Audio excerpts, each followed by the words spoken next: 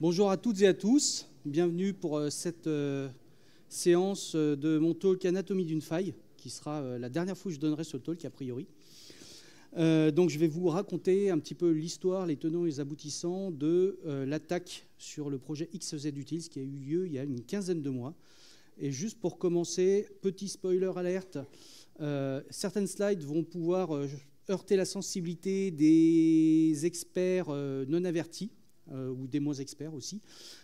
Évidemment, j'ai dû faire quelques simplifications du fait que certaines parties de cette attaque sont assez techniques, donc ne m'en veuillez pas.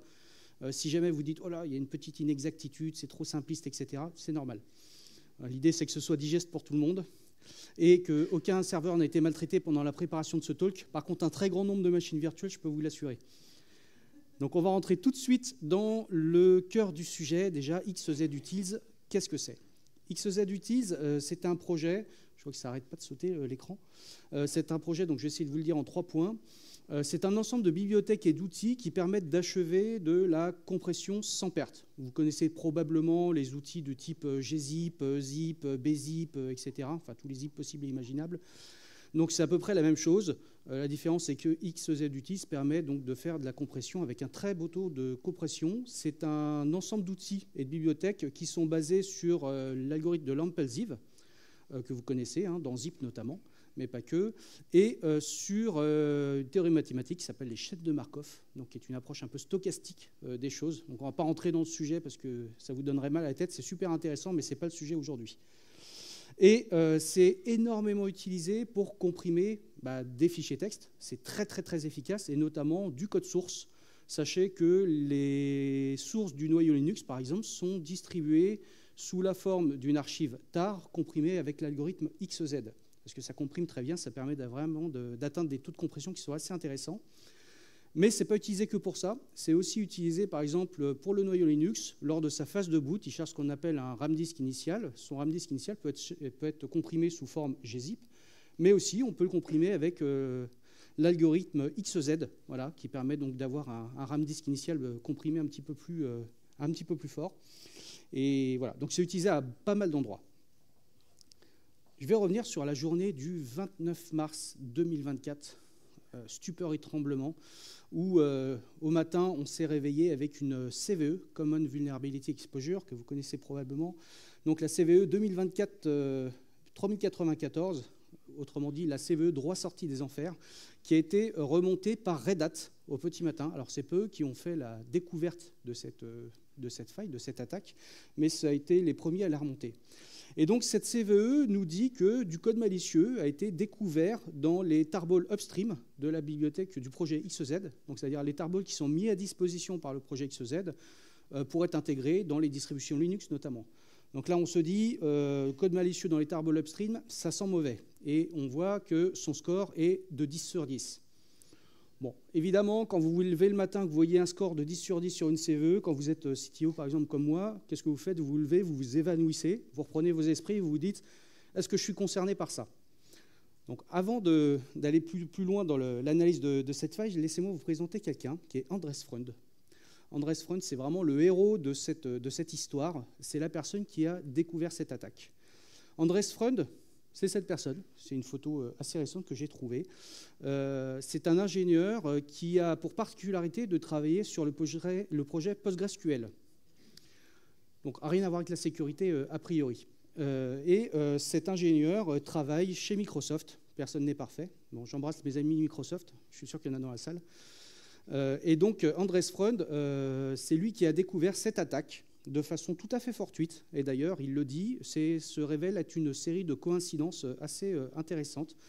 D'ailleurs, il le dit en publiant sur Mastodon le 29 mars, il le dit, j'ai accidentellement découvert une attaque de sécurité en faisant du benchmarking sur PostgreSQL.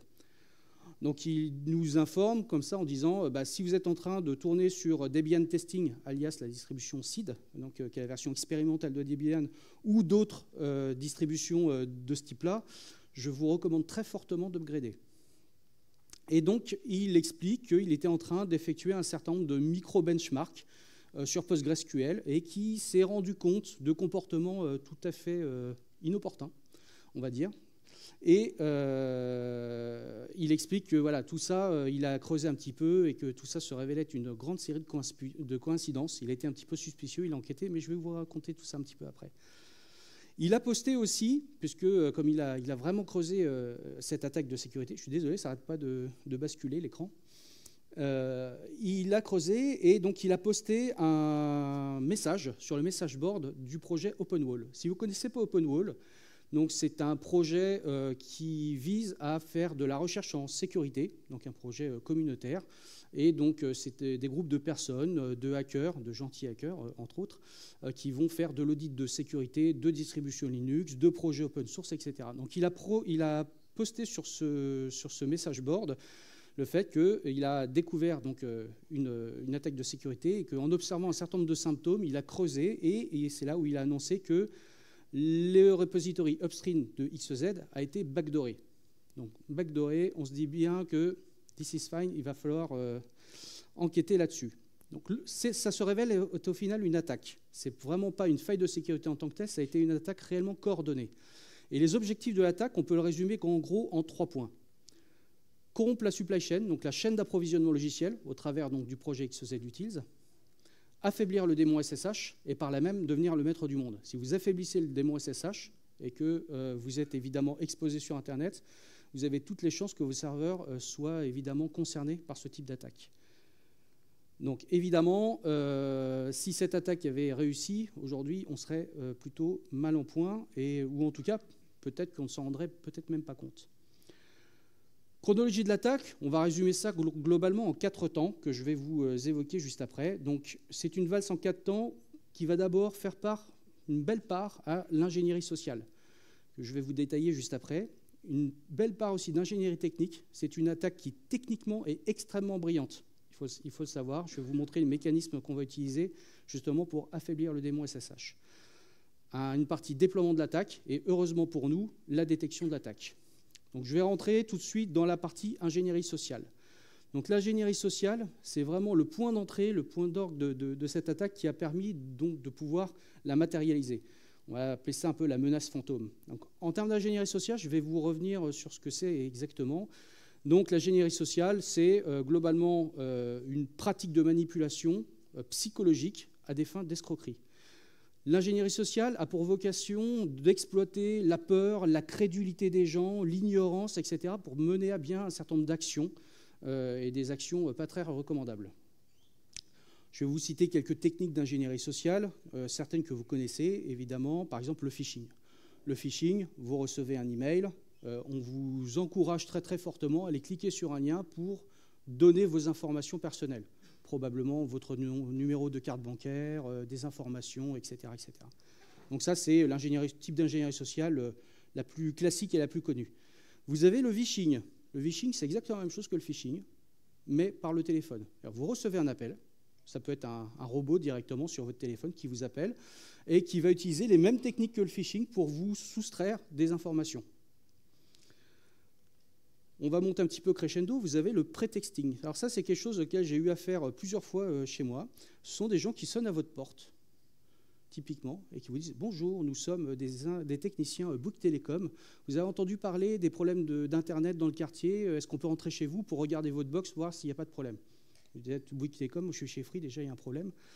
Jamais entendu parler de ça. Et en général, des premiers réflexes que vous devez avoir, c'est de demander leur carte de techniciens. Et en général, quand ils partent en courant, c'est bon signe comme quoi c'était une escroquerie. En fait, le prétexting vise à ces personnes-là, sous un prétexte fallacieux, de rentrer chez vous, typiquement, par exemple, pour voir s'il y a des choses à voler.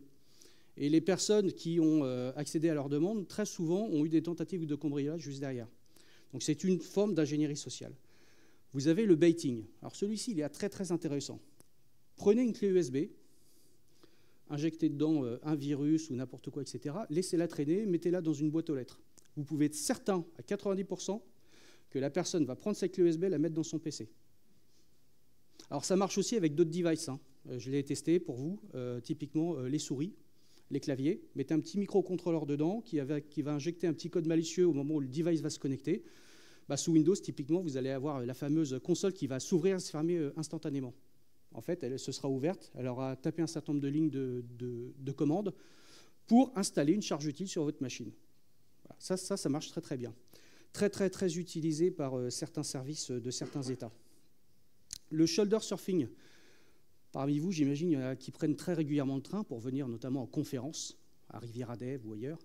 Et le shoulder surfing, typiquement, si vous voulez aller viser quelqu'un pour lui soustraire des informations, quoi de mieux que de réserver une place juste à côté de cette personne, ou pas très loin. Vous voyez très souvent dans le train des gens avec le PC ouvert, connectés au VPN de l'entreprise, avec des documents ouverts, marqués ultra confidentiels dessus, sans fil de confidentialité. Et le top du top, c'est quand ils se lèvent, qu'ils vont aux toilettes et qu'ils laissent leur machine complètement ouverte. Ça, c'est extrêmement puissant comme levier d'ingénierie sociale. Vous avez l'impersonnation qui vise à se faire passer pour quelqu'un. Vous avez probablement entendu parler de la fameuse secrétaire d'une banque qui a autorisé un virement de plusieurs millions d'euros vers des comptes externes parce que quelqu'un s'était fait passer pour le patron de la banque. Le tailgating, quand vous voulez rentrer dans des locaux, typiquement, vous glissez derrière quelqu'un en disant « Ah, je travaille ici, j'ai oublié mon badge, est-ce que je peux rentrer ?» Ça marche très bien aussi. Comme ça, vous pouvez visiter les locaux et aller faire celle que je préfère, le dumpster diving, littéralement la fouille des poubelles. Alors, quand vous êtes professionnel, mais de moins en moins, parce qu'on a de moins en moins de papier au niveau professionnel, mais en tout cas, chez les particuliers, fouiller les poubelles, vous pouvez tomber sur des pépites, des relevés de compte bancaire, des copies de cartes d'identité, etc. De quoi vous forger une toute nouvelle identité. Bref, tout ça, c'est un ensemble de techniques d'ingénierie sociale qui permettent de mener à bien des actions pas très recommandables. Après, il y a plein d'autres techniques, et notamment celle qui a été utilisée par Jiatan. Jiatan, c'est l'attaquant de cette attaque XZ. Alors, Jiatan, il n'y a pas de photo. Pour la simple et bonne raison, c'est qu'il est plus que probable que ce ne soit pas une vraie personne, mais un groupe de personnes. Derrière ce pseudonyme, derrière cette personne, on va retrouver probablement un groupe qui aura mené cette attaque. La cible, c'est Lascoline. Je n'ai pas trouvé de photo parce que cette personne ne poste pas de photos, il n'y a pas de photo d'elle sur Internet. Par contre, c'est une vraie personne. C'était la cible et ce n'est autre que le mainteneur du projet XZ Utils. Alors, cette personne travaille pour l'association, la fondation Toucani, qui édite une distribution Linux, entre autres, mais qui a aussi pour objectif de maintenir le projet XZ Utils. Donc, cette personne-là, ce qu'il faut savoir, c'est que c'est une personne qui est seule responsable de la maintenance de ce projet. Et ça va avoir son importance. Et donc, la première étape de cette attaque, en termes d'ingénierie sociale, c'est de gagner la confiance de la personne que vous attaquez. Lascoline devient mainteneur officiellement du projet XZ Utils en 2009. Ce qu'il faut savoir, c'est que le projet XZ Utils est issu d'un projet de logiciel libre que vous connaissez très probablement, qui s'appelle 7-Zip. 7-Zip qui a été longuement développé pendant les années 90, et la partie de l'algorithme XZ a été sortie de 7-Zip au début des années 2000, et il a été confié à Toucani, et Lascoline en est devenu le mainteneur officiel, et le seul mainteneur officiel en 2009. Jiatan, alias Jiat75, ça c'est son alias, a créé son compte sur GitHub en 2021. C'est un compte qui est relativement récent.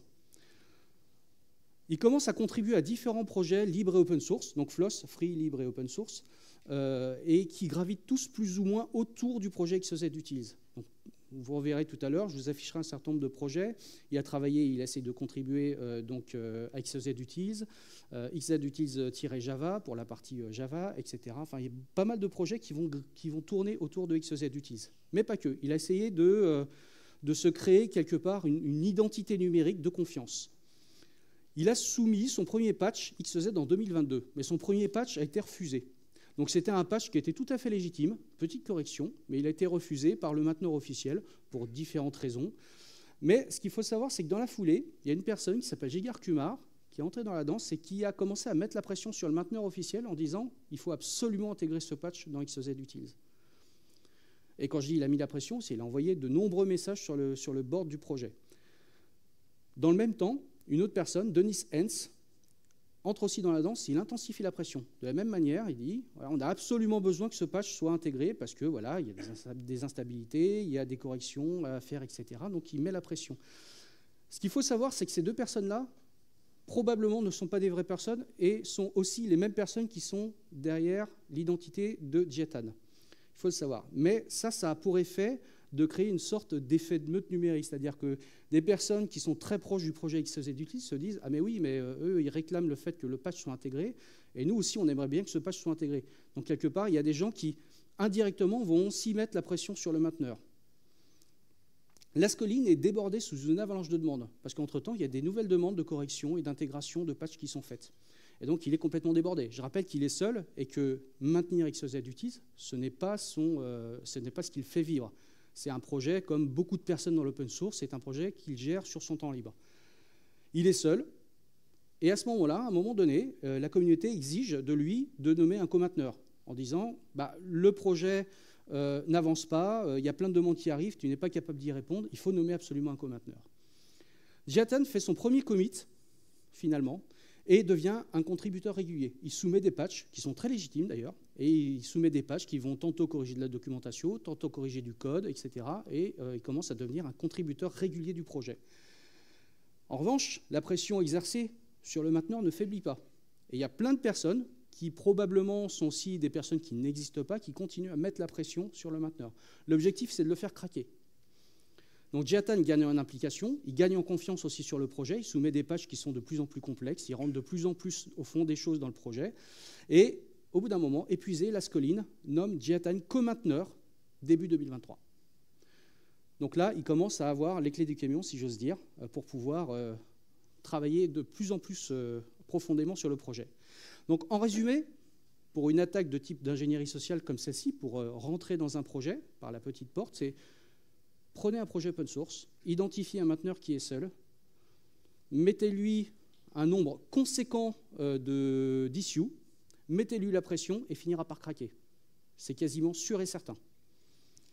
Ensuite, la seconde étape, ça va très très vite. C'est de prendre le contrôle du projet.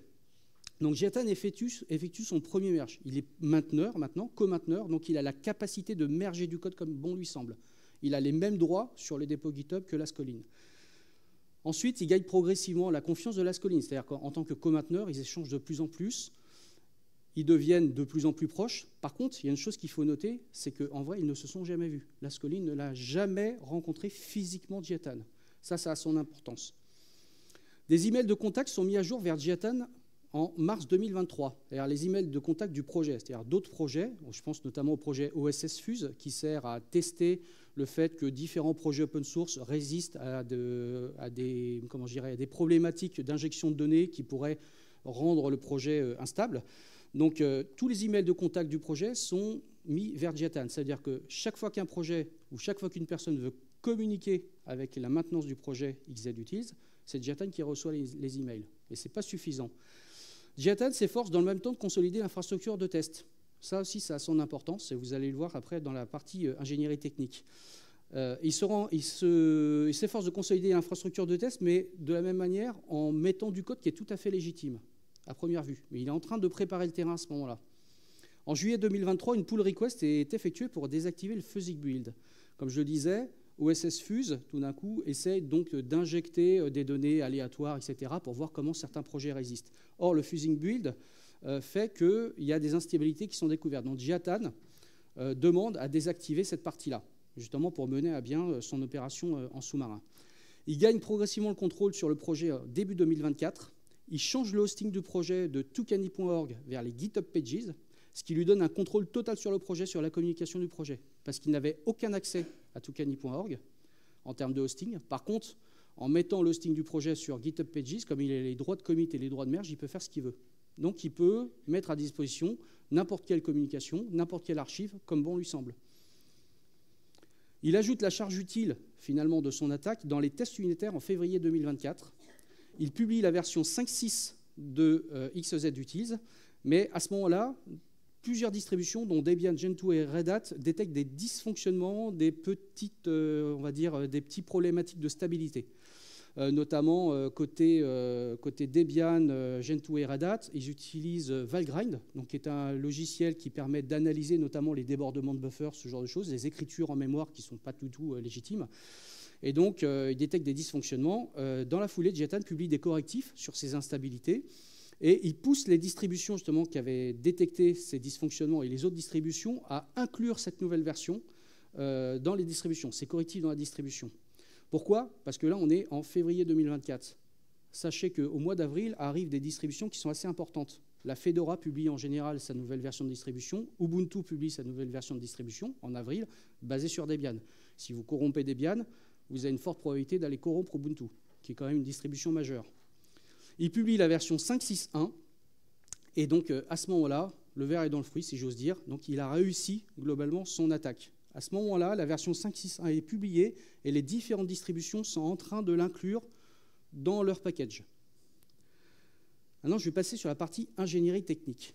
Là, c'est vraiment l'art de la dissimulation en tant que tel, parce que gagner le contrôle sur le projet, c'est une chose, inclure une charge utile, c'est une chose, mais faire en sorte qu'elle ne soit pas détectée, c'en est une autre. Et vous allez voir, je vais vous rappeler un petit peu la cible et la surface d'attaque. Pour rappel, la cible, c'est OpenSSH. OpenSSH, il ne saurait jamais être question de l'attaquer en frontal.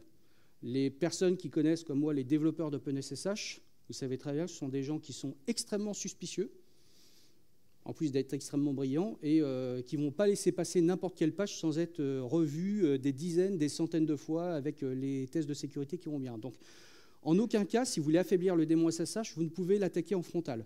Par contre, vous avez différentes possibilités de l'attaquer de façon indirecte.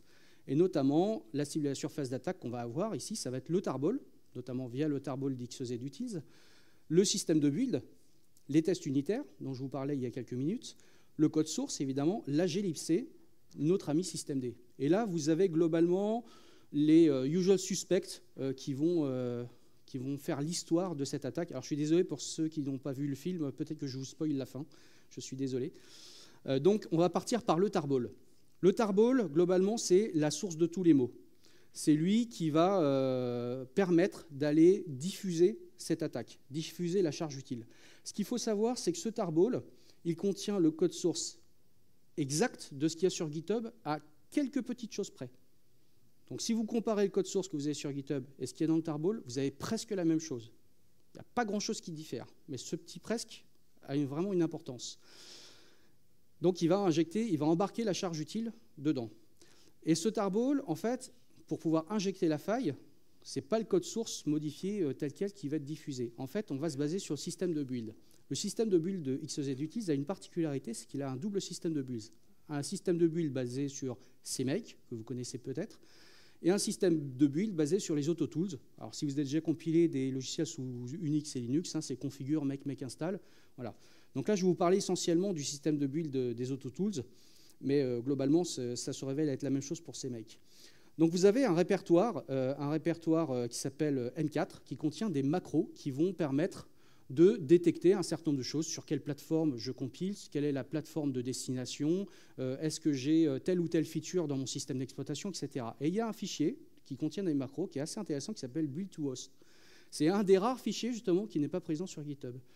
Et ce fichier, quand vous le regardez, à un certain endroit, vous avez une ligne qui est un peu cryptique, là, la ligne 63 que je vous ai mise en surbrillance, GL $1 config égale sed /r/n pipe blablabla. Donc, bon, je défie quiconque de comprendre du premier coup ce qu'elle fait. Ce qu'il faut savoir, c'est qu'en fait, elle va se baser sur un certain nombre de variables, donc notamment GL am config make, GL passmap, etc., qui viennent d'ailleurs dans le projet, et il va effectuer un certain nombre de substitutions, etc. Et en fait, ça va aller patcher le système de build. Il va aller patcher les makefiles qui vont servir à construire le projet. Donc si on regarde par exemple certains makefiles, là vous avez à gauche le makefile original, à droite le makefile qui a été modifié par le système de build. Alors une chose que je ne vous ai pas dite, c'est que ce patch, il va s'opérer que dans certaines conditions bien précises. En fait, le système de build de l'attaquant, il va détecter si vous êtes en train de construire un paquet .deb ou un paquet RPM. Si vous êtes en train de construire un paquet .deb ou .rpm, à ce moment-là, il va aller patcher les makefiles et tous les fichiers nécessaires pour injecter la faille dedans. Dans le cas contraire, il ne fera rien du tout. Ça, c'est ce qui permet de rester le plus possible sous les radars, si j'ose dire. Et donc, quand on voit les makefiles, on voit que le makefile à droite, c'est le makefile qui a été patché par système de build malicieux, et il rajoute un fichier de test unitaire qui s'appelle bat3 corrupt lzdma2.xez. Donc ça, c'est un fichier de test unitaire qui est censé représenter une archive corrompue, qui a été normalement comprimée par XEZ-Utils. Et effectivement, si vous essayez de décomprimer cette archive, les outils d'XEZ-Utils vont dire bah là, il y a un problème, elle est corrompue, cette archive. Donc ça fait partie des tests unitaires de vérifier qu'une archive corrompue n'arrive pas à être décomprimée. Et il y a d'autres endroits, si vous regardez plus bas, amtestdir, etc., il y a un certain nombre de lignes qui sont patchées. Bon, je vous en passe des meilleurs. Là, il y a AMD-Setup, là en jaune, égale $AMstrip préfixe pipe XZ-D, etc., etc. Cette ligne, je vais vous la décrire juste après, elle est super intéressante. Et donc, il y a d'autres petites choses comme ça qui sont patchées, sur lesquelles on rajoute un certain nombre d'opérations sur l'édition de liens dynamiques qui ont aussi leur importance. Et une autre chose qui a son importance, c'est le système de sandbox. Ce qu'il faut savoir, c'est que sous Linux, vous avez quelque chose qui s'appelle Landlock, qui est une sandbox qui permet de diminuer les droits d'un process pour notamment faire en sorte qu'elle ne puisse pas accéder à un certain nombre de ressources, à de la mémoire, etc., etc. Donc cette sandbox, vous avez donc dans le runtime de Linux, vous pouvez l'exploiter et donc diminuer les droits de votre process à juste titre pour renforcer la sécurité. Et ce qu'a fait Jiatan, c'était de rajouter un meilleur système de détection de la sandbox. Là, on voit qu'avant, il vérifiait juste qu'on avait linuxlandlock.h qui était disponible pour dire la sandbox est disponible. Là, en fait, il rajoute un petit programme en C qui permet de vérifier qu'elle est disponible, qu'on a bien les headers et que la bibliothèque est bien sur le système, et qu'en plus, ça compile, ce qui permet de savoir qu'au runtime, on a telle ou telle version de la sandbox, etc. Donc ça, il modifie à plusieurs endroits, là où c'est nécessaire, le fait que la sandbox, et donc le Linux Landlock, est bien disponible, etc. Il fait quelques petites corrections cosmétiques, ici et là. Et en fait, j'aimerais revenir sur ce fichier de détection de la sandbox. Là, en fait, sous les yeux, vous avez une partie de l'attaque. Je ne sais pas si vous le voyez. Si vous le voyez, vous êtes très, très fort, très, très forte. Ici. Vous avez un point. Ce point, il va permettre, lorsque ce morceau de code-là, en C, va compiler, de faire échouer la compilation. Donc en fait, il a noyé un point dans du code qui est tout à fait légitime, mais un caractère qui est tout à fait invisible à l'œil humain quand on le lit comme ça. Et ça va faire échouer donc la détection de la sandbox. Donc ça va de fait désactiver, chaque fois que vous allez compiler XZUT, ça va désactiver la sandbox, systématiquement. Et évidemment, qui va aller regarder dans sa CI que lorsqu'on compile 10 fois, 20 fois, 100 fois par jour, que la sandbox allait passer de yes à no? Personne. Et donc ça, c'est une des premières actions techniques, en plus d'aller patcher le système de build, qui va permettre donc de désactiver la sandbox et donc d'ouvrir le champ à tout ce qui va venir après. Je vais revenir sur le premier payload, le fameux fichier de test unitaire, je vous disais, qui était représenté sous la forme d'un fichier corrompu. Donc si je prends la ligne de commande que je vous avais montrée tout à l'heure en surbrillance, en jaune, je vous l'ai mise sur plusieurs lignes. Donc en fait, on va prendre ce fichier bat3corrupt, on va faire dessus un pipe tr espace -underscore et on va changer par underscore tiret. Donc en fait, on va prendre un certain nombre de caractères, on va les permuter dans cette archive. Et ensuite, on va décomprimer le résultat. Croyez-le ou non, ça devient une archive tout à fait valable. Et cette archive contient script shell. Donc on était parti d'un payload qui était tout à fait corrompu. On l'a reconstitué de telle manière d'avoir un script shell tout à fait valable. Et ce script shell, il va vérifier qu'on est sous Linux, il va vérifier un certain nombre de conditions, puis vous voyez en bas, il y a export i égale aide-c plus 1024 et aide-c plus 2048, etc. J'en passe, c'est des meilleurs. Donc il y en a beaucoup, ça c'est tout à fait illisible. Par contre, ça va faire en sorte que ça va aller chercher un deuxième payload qui s'appelle Good Large Compressed LZMA, donc qui est un fichier de test unitaire, qui contient des données tout à fait légitimes sous la forme d'un fichier qui n'est pas corrompu. La seule différence, c'est que les heads que vous voyez au-dessus, en fait, il va aller piocher dans ce fichier un certain nombre de morceaux à certains endroits et il va reconstituer un deuxième script shell qui fait plusieurs centaines de lignes de code. Et quand vous lisez ce deuxième script shell, vous allez voir qu'à certains endroits, tout est fait pour masquer son intention. L'objectif, vous allez voir, il y a des variables, je vais vous en trouver là, par exemple, une variable qui s'appelle $ZRKCCJ, etc. Donc on vous a appris, si on programme bien, on essaye de bien nommer ces variables. Là, tout est fait pour rendre obscure la lecture de ce code. Et en fait, tout ça, ça va aller vérifier au moment de la compilation, au moment que le système de build va se lancer, de vérifier un certain nombre de conditions et d'aller patcher un certain nombre de fichiers sources et un certain nombre de fichiers objets dans le répertoire du projet et d'aller patcher à l'édition de liens dynamiques. Et donc là, vous voyez, il y a plusieurs centaines de lignes de code. Voilà. Donc il va changer les systèmes de calcul de CRC, il va changer un certain nombre de choses, il va les patcher un certain nombre de fichiers, ça va revenir. Ouais, mais... Ah, tu crois que c'est ça? Si tu as une... Voilà, donc il va aller patcher un certain nombre de fichiers, vous voyez, donc des makefiles, il va aller changer l'édition de liens de plusieurs choses, etc., etc. Donc tout ça, vous voyez, ça va injecter vraiment le payload, la charge utile dans le projet XZ Utils. Et à la fin, hop, on arrive à la fin, si ça veut bien s'afficher. Voilà, il est dans mon sac derrière. Voilà, donc ça va aller utiliser un certain nombre de fichiers et puis il va faire un petit peu de nettoyage derrière.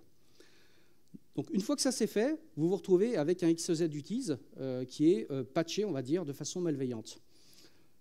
Ensuite, sur quel mécanisme ça va s'appuyer pour pouvoir attaquer OpenSSH? En fait, il va s'appuyer sur la glibc qui utilise un mécanisme qui s'appelle ifunc, comme Indirect Function. ifunc, c'est un mécanisme un peu comme si vous faites de la programmation orientée objet, un peu comme des méthodes virtuelles. C'est-à-dire que pour une fonction, par exemple en C, memset, qui va vous permettre d'aller nettoyer une zone de mémoire, vous avez l'implémentation naive en C, qui est peut-être générique mais peu performante, et au runtime, vous pouvez la remplacer par une version qui est optimisée pour votre architecture matérielle. Donc Indirect Function, ça sert à ça. Ça sert au runtime, à l'addition de liens dynamiques, d'aller changer certaines fonctions par des versions qui sont plus optimales, on va dire. Et donc, ce mécanisme d'ifunc, il va être exploité par la charge utile qui a été injectée précédemment pour aller changer une fonction qui s'appelle RSA public decrypt. Donc, il va prendre la fonction RSA public decrypt, il va la swapper par sa propre version, qui va faire la même chose que RSA public decrypt. À la différence près, c'est qu'elle va valider des clés publiques spécifiques en dur dedans. Donc, sous certaines conditions, il va valider des clés normales, plus quelques clés, les clés des attaquants. Donc, évidemment, là, vous dites, la backdoor est là, backdoor everywhere. Mais ce n'est pas suffisant, parce qu'il faut toujours remonter jusqu'à OpenSSH. Et bien pour ça, on va exploiter notre ami systemd. Tiens, vas-y, merci. Normalement, ça va marcher. C'est les affres de la technique. Alors, on va exploiter systemd. Ce qu'il faut savoir, c'est que dans certaines distributions Linux, OpenSSH est lié à libsystemd. OpenSSH, par défaut, n'a pas besoin de libsystemd, puisque ça fonctionne aussi sous BSD, FreeBSD, etc. Et il n'y a pas de systemd qui existe dessus.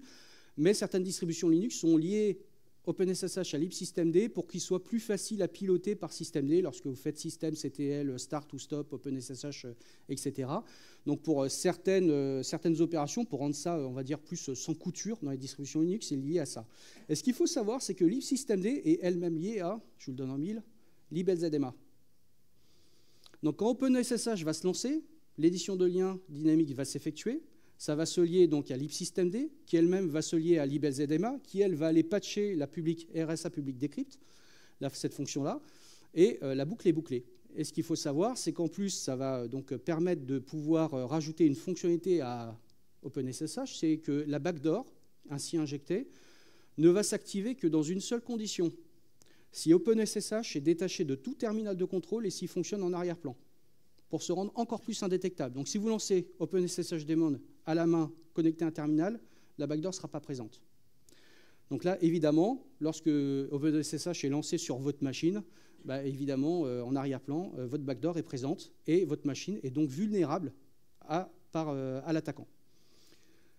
Donc ensuite, le déploiement de l'attaque en tant que tel, il est, entre guillemets, relativement simple. L'objectif, c'est pour l'attaquant, c'est de faire preuve de patience. Alors, je vais citer De La Fontaine, patience et longueur de temps font plus que force ni que rage.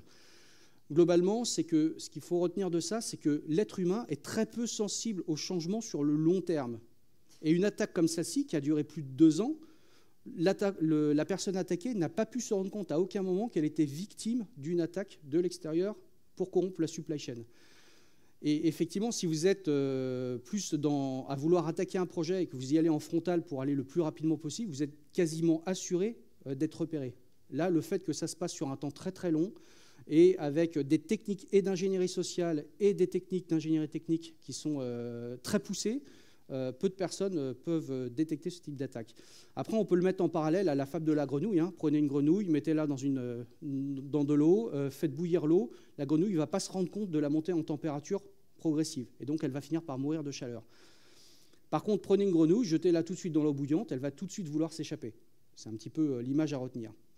Et donc, sur le déploiement de l'attaque, si on reprend un petit peu la liste des commits de l'attaquant, Jiatan, on se rend compte qu'au tout début, donc vers la création de son compte, c'est plutôt des commits épars et liés à des projets qui tournent autour de XZ-Utils, mais pas que, et aussi XZ-Utils. Et on voit à partir de 2023 un renforcement des commits, puisque Jiatan est devenu contributeur régulier et co-mainteneur du projet. Mais l'injection réellement de la charge utile n'a eu lieu vraiment qu'à la fin. Sur les derniers commits, là, qui sont tout en bas à droite, et vous le voyez, sur des tranches horaires qui ne sont pas des tranches horaires habituelles. Ce qu'il faut savoir, c'est que pour passer le plus inaperçu, ils ont attendu le dernier moment pour injecter la charge utile et des moments où le mainteneur officiel n'était pas disponible.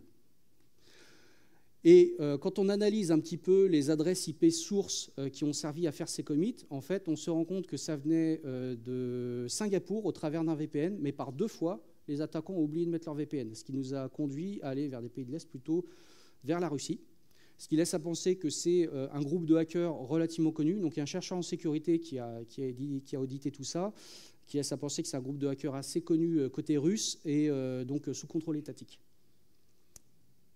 Donc la détection de l'attaque, en tant que telle, c'est écouter les signaux faibles. Je rappelle, c'est un coup de chance monumental, la détection de cette attaque. Il était en train de travailler sur Debian Unstable. Ça, c'est quand même assez caractéristique. S'il avait travaillé sur une version stable, ce serait passé tout à fait inaperçu. Il était en train d'effectuer des micro-benchmarks sur PostgreSQL. Alors, des micro-benchmarks, pour lui, il effectue un très, très grand nombre de benchmarks, de micro-tests sur PostgreSQL qui déclenchent à distance sur des machines virtuelles au travers d'OpenSSH. À ce moment-là, il constate une charge anormale de ses serveurs. Donc, il voit que le load average sur son cluster de virtualisation est plus élevé que la normale. Toutes ces machines virtuelles ont une charge CPU qui est un peu plus élevée que la normale. Ça lui a mis la puce à l'oreille. Il constate aussi des temps de réponse de SSH qui sont en hausse. Alors, des temps de réponse en hausse, je vous le donne, c'est à peu près 300 millisecondes de plus que d'habitude. Mais sur des milliers de tests unitaires que lui effectue, évidemment, il se rend compte que ça a un impact parce que ces campagnes de tests durent beaucoup plus longtemps. Donc, à ce moment-là, il se dit, il y a quelque chose qui ne va pas bien, il va falloir enquêter. La chance qu'on a eue sur cette affaire, c'est qu'on est tombé sur un ingénieur qui n'est déjà pas expert en sécurité, mais qui a été suffisamment curieux pour aller auditer le code directement donc, de XZ-Utils. Elle est très très loin, et comme vous l'avez vu, tout était bien masqué, vraiment bien caché sous le tapis, donc il a fallu faire preuve de patience pour trouver un petit peu le poteau rose. Donc comme il le disait, il était en train d'effectuer ses micro-benchmarks, etc., il est tombé vraiment sur un coup de bol phénoménal, et que tout ça nécessitait vraiment un nombre de coïncidences assez incroyable.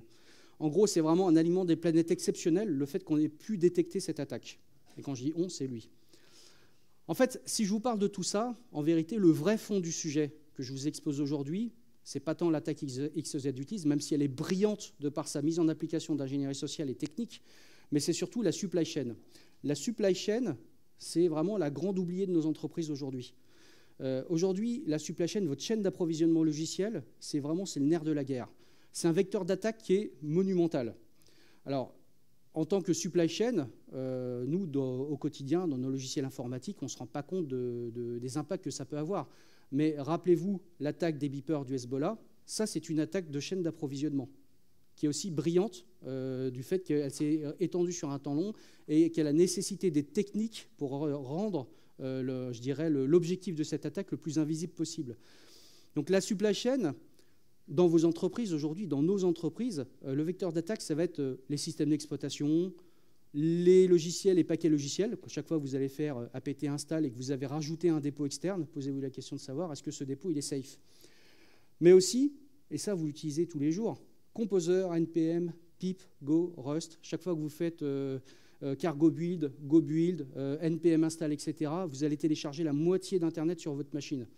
Et parfois de façon pas complètement légitime. Quand vous regardez vos dépendances directes ou vos dépendances transitives, par exemple quand vous faites npm install, vous pouvez quasiment être sûr que dans les dépendances transitives que vous allez tirer, vous allez probablement tirer un paquet, par exemple, qui s'appelle isOdd ou isEven, qui permet juste de vérifier qu'un nombre est pair ou impair.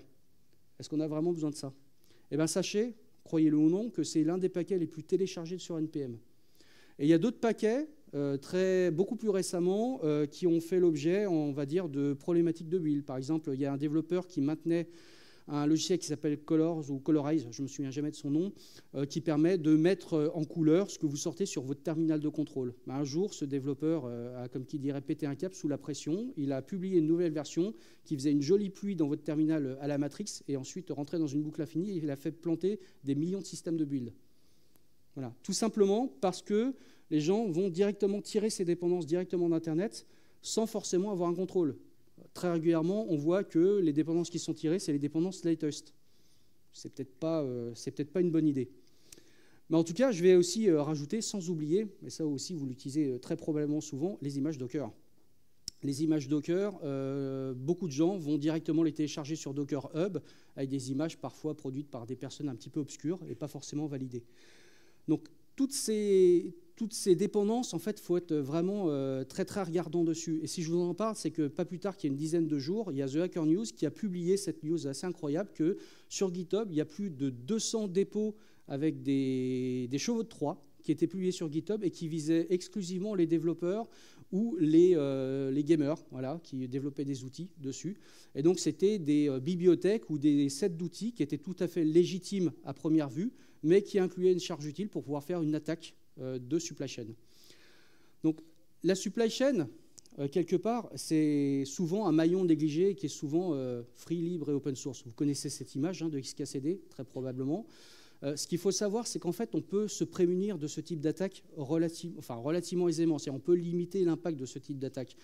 Par exemple, en utilisant un gestionnaire d'artefacts, par exemple Artifactory, qui va vous permettre d'aller récupérer vos artefacts sur Internet, de les mettre en local chez vous dans votre système de build et de vérifier de bout en bout que ce que vous buildez avec, ça vient bien de sources fiables et c'est bien chez vous. Ça ne veut pas dire que vous êtes 100% à l'abri d'une attaque de supply chain, mais ça va vous limiter l'impact que vous pouvez avoir dessus. Donc, par contre, ça nécessite évidemment plus d'efforts, plus de travail. Il va falloir aller chercher vos dépendances, les mettre dans votre Artifactory, de vérifier les sommes cryptographiques, les sommes de hachage cryptographique de vos dépendances, etc. Par contre, ça va vous apporter beaucoup plus de sérénité sur le fait que ce que vous utilisez, c'est vous qui l'avez décidé, vous l'avez en local, ça a été revu et audité. Et évidemment, la contrepartie, c'est que ça demande du travail. Donc, pour en revenir à ça, c'est que nos infrastructures modernes, en fait, s'appuient énormément sur le logiciel libre et le logiciel open source. Et très souvent, ces logiciels libres et open source, comme c'est mis dans ce même, quand ça reviendra un jour, c'est souvent maintenu par une seule et unique personne qui travaille sur son temps libre, pas payé, avec une communauté qui exige de cette personne en permanence des nouvelles fonctionnalités, une nouvelle version, de la maintenance, etc. Et évidemment, dès qu'il y a un problème sur ce type de projet, c'est toute notre supply chain qui s'effondre et toute notre infrastructure moderne. Et ça ne veut pas dire les petites et moyennes entreprises, ça veut dire aussi les grands groupes qui sont très, très consommateurs, autant que producteurs, de logiciels libres et open source. Donc, en vérité, la supply chain, c'est le vrai sujet de cette conférence. C'est faites attention, prenez garde à votre supply chain, parce que si vraiment vous ne faites pas attention, le maillon faible, c'est vous. Et au revoir. Donc juste le mot de la fin pour terminer. Donc pour moi, ce sujet, c'est un sujet qui est passionnant parce que ça permet de mettre en valeur un petit peu les différentes techniques d'attaque. Et vous le voyez, les techniques d'attaque ne sont pas que technologiques. Elles sont aussi basées sur le maillon le plus faible de nos systèmes aujourd'hui, c'est l'être humain. J'ai passé des heures, littéralement des heures au carré, à analyser cette faille dans des machines virtuelles.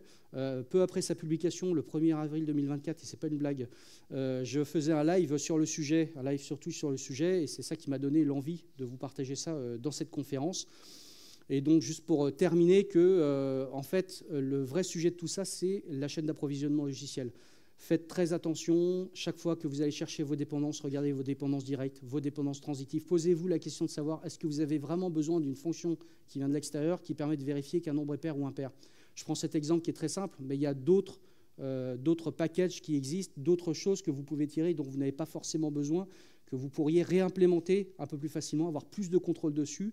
Parce qu'aujourd'hui, nos systèmes de build sont très faillibles du fait de ces dépendances qui viennent de l'extérieur et que comme tout est hyper connecté, la moindre erreur dans une dépendance, comme je disais tout à l'heure avec le package Colors, vous pouvez vous retrouver avec des pipelines d'intégration continue tout à fait inopérantes pendant plusieurs jours, voire plusieurs semaines.